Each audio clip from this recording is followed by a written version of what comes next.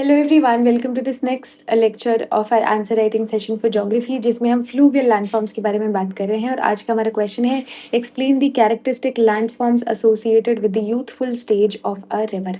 ठीक है, youthful stage, river के यूथफुल स्टेज में किस तरीके के जो है हमको लैंडफॉर्म्स वहाँ पे देखने को मिलते हैं, उनके बारे में हमको डिस्कस करना है। ठीक है, तो यूथफुल स्टेज होती क्या है? रिवर का अपर कोर्स, जहाँ से रिवर जो है वो ओरिजिनेट होती है, उसको जो है हम उसका यूथफुल स्टेज से कंसिडर करते हैं। यूथफुल स्टेज इसलिए बोलते हैं क्योंकि इस टाइम जो है रिवर में एनर्जी बहुत होती है ना। हाई ऑल्टीट्यूड से स्टार्ट होती है, चैनल ग्रेडियंट काफ़ी स्टीप होता है, ग्रेविटेशनल एनर्जी ज़्यादा होती है तो वेलोसिटी भी ज़्यादा देखने को मिलती है, और इसकी वजह से एनर्जी ज़्यादा बढ़ती है, वर्टिकल इरोजन डोमिनेंट देखने को मिलता है।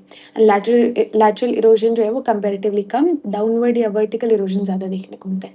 तो डेफिनेशन में भी हमने यही लिखा है, the youthful stage represents the upper course of the river where a steep gradient, high velocity, and dominant vertical erosion shapes the landscape. Consequently, relief is rugged and valleys are deep and narrow. ठीक है, ये हमने definition में लिखा है। तो अब देखते हैं किस किस तरीके के लैंडफॉर्म बनाती है। तो वी शेप्ड वैलीज बनाती है, वी शेप्ड वैलीज बनाती है। स्ट्रॉन्ग वर्टिकल इरोजन होता है तो वी शेप्ड वैलीज देखने को मिलती है आपको। ठीक है, हिमालयन वैलीज जैसे हो गई। फिर नेक्स्ट आएंगे तो हमारे पास गॉर्जेस होते हैं, ये और ज़्यादा डीप, जो वी शेप्ड वैलीज होती है उससे भी ज़्यादा डीप हमको देखने को मिलते हैं। गॉर्जेस बनते हैं, कैनियंस बनते हैं। अब कैनियंस और गॉर्जेस में ये फ़र्क है कि कैनियन जो होता है वो थोड़ा सा एट द बॉटम नैरो देखने को मिलता है, जैसे जैसे ऊपर जाते हैं तो हमको थोड़ा ब्रॉड देखने को मिलता है, मतलब थोड़ा सा मैं pencil is not working but anyway, ये इसका जो अपर पार्ट है वो ब्रॉड देखने को मिलता है, लोअर पार्ट जो है वो हमको जो है नैरो देखने को मिलता है। वेरस गॉर्जेस की बात करें तो वर्टिकल ही होते हैं, दोनों के विड्थ नीचे से भी और ऊपर से भी ऑलमोस्ट बराबर होती है। ये फर्क होता है गॉर्जेस और कैनियन में। ठीक है, वाटरफॉल्स जो है, वाटरफॉल भी हमको देखने को मिलते हैं। कहाँ पे देखने को मिलते हैं? ये भी हमको यूथफुल स्टेज में ही देखने को मिलते हैं। ठीक है, उसके अलावा जो है रैपिड्स देखने को मिलते हैं हमको। रैपिड्स क्या होते हैं?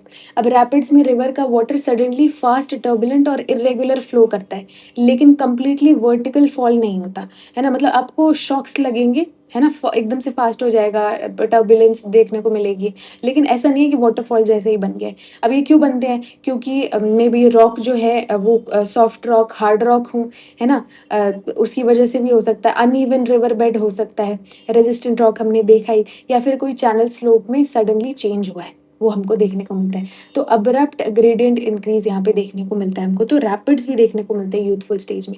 पॉट होल्स देखने को मिलते हैं, जो कंकर वगैरह होते हैं वो सब जो है नीचे एब्रेशन करते रहते हैं, तो पॉट होल्स देखने को मिलते हैं हमको, है ना। प्लंज पूल्स देखने को मिलते हैं, प्लंज पूल्स जो है वो वाटरफॉल के नीचे होते हैं, है ना। इंटरलॉकिंग स्पर्स देखने को मिलते हैं। ये लैंडफॉर्म समझना थोड़ा इंटरेस्टिंग है। स्पर्स क्या होता है?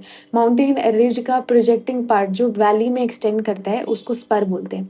और यूथफुल रिवर में वैली नैरो होती है और रिवर के पास में लैटरल माइग्रेशन की कैपेसिटी कंपैरेटिवली लिमिटेड होती है। रिवर स्ट्रेट लाइन में माउंटेन को कट करती है, इंस्टेड वो रिलेटिवली वीक जोन को फॉलो करते हुए जिग जैग जो पाथ है वो बनाती है ना। और माउंटेन रिजेस रिवर के जो पाथ में है प्रोजेक्ट करते हैं, हमको देखने को मिलता है, और रिवर उनके अराउंड फ्लो करती रहती है। ठीक है, इसी को हम इंटरलॉकिंग स्पर्स बोल देते हैं। ठीक है, इसी को इंटरलॉकिंग स्पर्स बोल देते हैं, है ना। नेक पॉइंट्स हमको देखने को मिलते हैं, ये क्या होते हैं, है ना। तो रिवर की लॉन्गिट्यूडनल प्रोफाइल में sudden break in the slope is known as knick point. ठीक है, normally river profile gradually smooth होती है, बट अगर किसी पॉइंट पर स्लोप सडनली इंक्रीज हो जाए, है ना, तो फ्लो बढ़ जाएगा, इरोजन इंटेंसिफाई हो जाएगा, नेक पॉइंट्स देखने को मिलते हैं हमको। ठीक है, उसके बाद में एलुवियल फैंस देखने को मिलते हैं, है ना। एलुवियल फैंस देखने को मिलते हैं, एक बार पूरे ऊपर से स्टीप ग्रेडियंट से आ रही है और फिर नीचे फ्लैट उसमें आ गई तो डिपॉजिट कर देती है ना। तो फैन जैसा शेप बना देती है, उसको जो है एलुवियल फैन हम बोलते हैं। तो क्या हमने 10 जो है वो देखे, क्या नाम है, 10 हमने देखे लैंडफॉर्म जो कि यूथ स्टेज में बनाती है। V shaped valley, gorges, canyons हमने देखा, नेक पॉइंट्स हमने देखे, potholes, plunge pools, interlocking spurs देखे, रैपिड्स देखे हमने, वाटरफॉल देखा हमने, है ना, और हमने एलुवियल फैंस देखे। ये जो है आप अपने आंसर में लिख सकते हैं। ठीक है, ये आप अपने आंसर में लिख सकते हैं, ठीक है? तो अब कंक्लूजन कैसे निकलेंगे? वैसे तो ओवरऑल अगर जियोमॉर्फिक कैरेक्टर देखें तो स्टीप ग्रेडियंट देखने को मिलता है, हाई वेलोसिटी देखने को मिलती है ना? उसके अलावा वर्टिकल इरोजन देखने को मिलता है, तो ज़्यादा नीचे तक कट करती है, वी शेप्ड वैली गॉर्जेस, ये सब हमने देख लिया। तो अब कंक्लूजन में हम क्या लिखेंगे? कंक्लूजन में हम लिखेंगे, "thus the youthful river landscape is primarily characterised by relief destruction", क्योंकि इरोजन हो रहा है through down cutting rather than extensive flood plane